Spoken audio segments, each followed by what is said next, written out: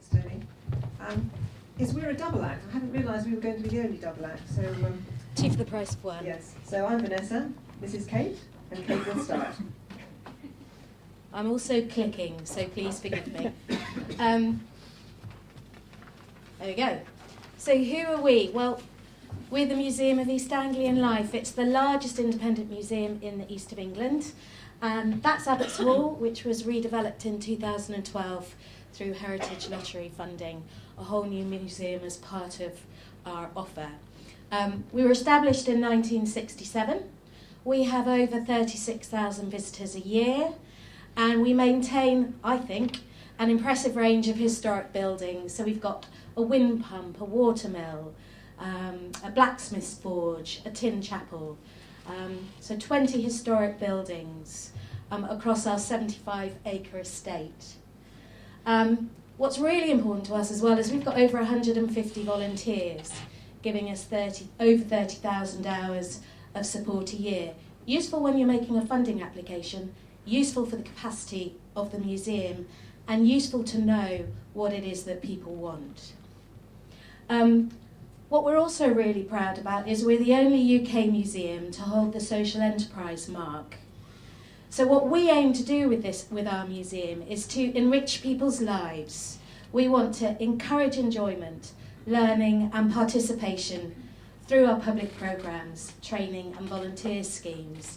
And so our most recent award was actually to help people back into work. So we have a skills and training programme about getting disadvantaged people, long-term unemployed, back into work. And we are offering this unique heritage site to do that. And people develop their confidence and are proud to be a real part of the museum. That's exciting for me. We're also very successful in the sense that we've got a number of awards recently. So in 2014, we were highly commended in Visit England's Small Visitor Attraction of the Year. We're Pride of Stowmarket, I didn't say. We're based in the heart of Stowmarket. There's 75 acres, is surrounded by a town. We got a Gold Environment Award. We have a Victorian walled garden that our volunteers maintain to such a standard that we received a Gold Award and we're part of the National Gardens scheme. And a Working Together Award in 2014. This year, well, last year actually, 2015, Business Contribution to the Community Award. And what we're really proud of, Suffolk Museum of the Year. And as I said, we've also received an award. We won the New Anglia Let Community Prize Challenge, helping people back into work. We're really proud of that. It also helps us give evidence and makes us, trustworthy, I would hope, if people want to support us. Can't do both. So, what were our key issues in 2014? Well, first of all, thank you very much, Shared Enterprise. Good time to start for us. We had a significant budget deficit and no cash reserves. We had a really difficult year financially in 2013-14. Increasing costs, funding reductions, basically it wiped out our cash reserves. We undertook some in-depth financial analysis, and we worked out that we were running at an annual deficit, and if we didn't do something fast, we wouldn't be existing. We were facing imminent closure. We also had a board of trustees, a great board of trustees, quite traditional at the time. I'm looking to Vanessa here. They met quarterly. They weren't particularly actively involved in fundraising or income generation or the day-to-day operation of the museum. And neither within the trustees or the staff team did we have the skills and resources in place to actively fundraise. And actually with a reduced team, one of the things we had to do was to reduce our team. We had no time to fundraise either. That's when I joined the museum, so it's really helpful for me to have the skills and training courses that were offered through Shared Enterprise. But a number of things else we did as well. So what was our plan? Some of the this is really simple, isn't it? It's not rocket science, but you just need to do it. So we needed to change and we needed to adapt if we were going to survive. The board needed to become much more involved and to have the right skills to make effective change at that governance level. As income generation was a priority, the staff team had to have the right skills and the structure and support to deliver this. And everyone had to be involved. It wasn't just one person doing this. It was volunteers, staff and trustees. We needed to develop a culture, and this is the theme, isn't it, today? Develop a culture of support and advocacy, both with external partners, but also with our internal relationship building. And we needed to raise the profile of the museum. Also, we had commissioned a number of strategies around marketing, income generation, weddings and birthday parties. We had a fundraising strategy in place. What we needed was a delivery plan so that this wasn't going to become a dusty document. And the in-depth financial analysis, it really identified, in terms of the financial position, the income we needed to offset the deficit and future financial risks. And we needed a plan to address it and also to monitor progress. And we were able to prioritise some quick wins. So as a previous museum, we don't have a database. We're about to implement a database. We didn't have gift aid. We were able to implement gift aid. We didn't have a membership scheme. We now have a membership scheme. So over to Vanessa. Hi. I joined the trustees about 3 years ago, and we were a bit of a mixed bunch at that stage, and there were a number of vacancies. And I guess the sort of key message that I would have here is about the trustees taking responsibility for fundraising, for developing the future of the museum and dealing with the financial issues, which after all shouldn't be rocket science, and it should be what the trustees do. But sadly, some boards do perhaps tend to sit back, just receive papers and assume that the chief executive or the staff or whoever is actually going to solve the problems. So one of the first things that we did was look at the skills and knowledge that we had on the trustee board and look to fill the vacancies with some suitably upskilled people who could actually contribute more constructively to the museum's development. And people often say, oh, it's so difficult attracting board members. Where do you go to get them? Well, we advertise. And I have to say, we had a flood of applicants. We actually had to have an interview process. And we had a lovely speed grade dating exercise where all the candidates that we'd invited to be interviewed came, and in turn they met the trustees and key members of staff for 2 minutes, and then afterwards we marked them. And that was a very interesting exercise. It was very jolly. I think it actually sort of helped to set the scene for what the trustees were going on to do, and certainly explain to them the range of people who were involved in the future of the museum. So having got a really good extra set of trustees who were willing and able and keen to get involved, we had to look at who was going to take actual responsibility for taking things forward. A whole board can sometimes be a bit cumbersome, so we actually set up a tag team, trustee advisory group team, who is myself and 2 other trustees at the moment, who are taking particular responsibility for taking forward the fundraising strategy. That's not to say that we do all the work by any means, but it's us who actually keep an eye on things, keep things moving forward. But perhaps the greatest step forward was actually to employ a fundraiser. Because fundraising is a profession, it takes time, it takes dedication, and if you can't afford to do that within your existing complement of either volunteers, staff or trustees, then you do need to find somebody who can do that. Somebody who will take responsibility for ensuring that the messages are right, gathering the information, putting in the applications, putting in the hours, and following things up, and really having that overview and that dedication to the job.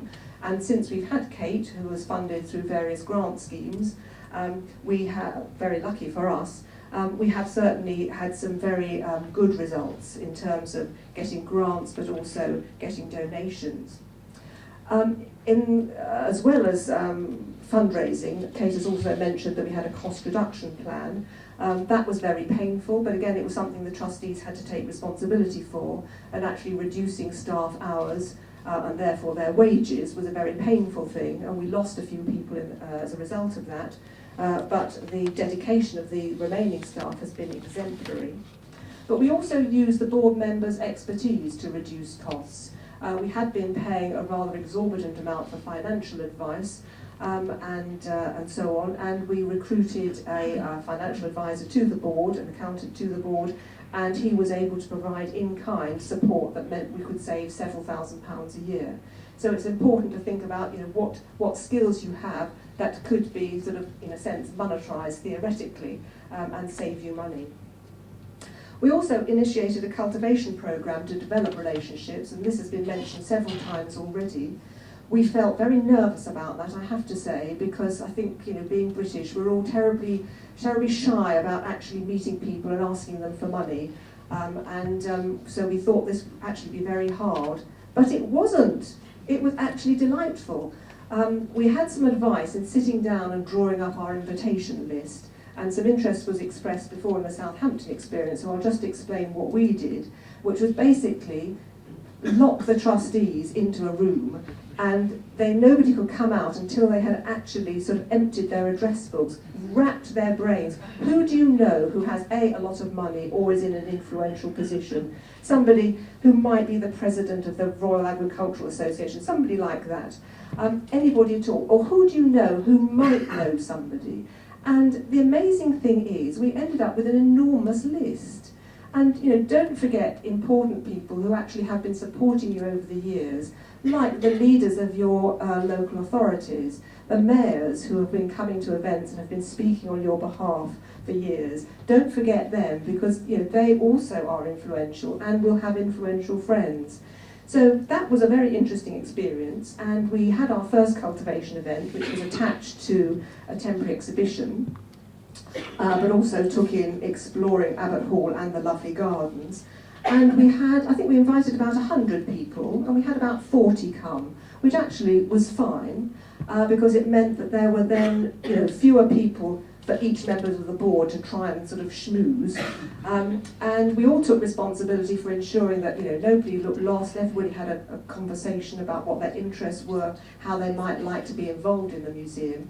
And it was a delightful evening, so we felt really cock-a-hoop about that, because it had gone well, we hadn't had any embarrassments, and actually we ended up with some very good contacts, and actually some direct offers of funding came out of that experience. So we're keen to do some more.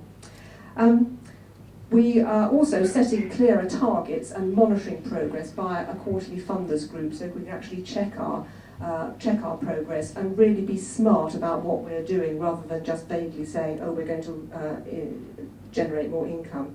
But certainly the shared enterprise experience has been wonderful in enabling us to develop our skills and our confidence, and also talk through issues with others who are going through the same process. That's me again. Just thinking. Oh, sorry, are we going on too long? We're going to talk really quickly now. Yes. Just a very quick point about the trustees actually getting involved in the whole organisation. A lot of the volunteers, as Kate said, we have so many, as so many of you will have, often say, well, who are the volunteers? What are they doing? It's important, I think, for the volunteers to get out, for the trustees to get out much more and show that they are part of the organisation. One of the things, very simple things that we have, is we have name badges, and we say on it, volunteer trustee. So it's clear that we are volunteers too. Oh, me again. No, I've said that. We'll skip some of this. So yes, we've been talking about growing relationships. Growing internal relationships is really important as well. And we recognise that our staff are a really major asset, as are our volunteers. And we want to ensure that they've got the skills that they need. Because the museum is adapting and changing at the moment. We're running a 3-year Our People project, looking at how we work. That's around purpose and systems. And staff and volunteers, the skills that are needed, how staff and volunteers are valued and influenced, and around our decision making as an organisation. And it's fantastic, we're getting support through Shared Enterprise to deliver a whole organisational coaching project. Because skills and training and knowledge are one thing, but actually having the confidence to make the ask, to remove those blocks, personal blocks that we might have, whether we're British or not, to do that is really important. So that's ongoing at the moment, and it's something that we will feed back as part of our shared learning. I'll just show you a picture. This was our cultivation event, which was great fun at Christmas. And then to wind up quickly, in terms of lessons learned, it's about knowing your stuff. That might mean about knowing your organisation, about its financial position, about its skills audit. It's also about having your vision, knowing what your purpose is. It's knowing what activities do generate income in terms of funding. It's about where do you want to go and how you're going to get there, and what skills you need to do that, and how best we can use the skills that we do have. It's about being clear about who's leading on what, how we'll share that information, and knowing our key relationships. So we have a stakeholder map. We didn't have one 6 months ago. Actually, it helps us work out who some of our key relationships might be and how we can progress them on that journey. We've got all of that. We had a strategy, but now we've got our action plan. We monitor it. And just to finish, it's communication. And when I say communication, that's listening as well. But communication, and having fun is what we're about, hopefully. Thank you. Sorry, Rana.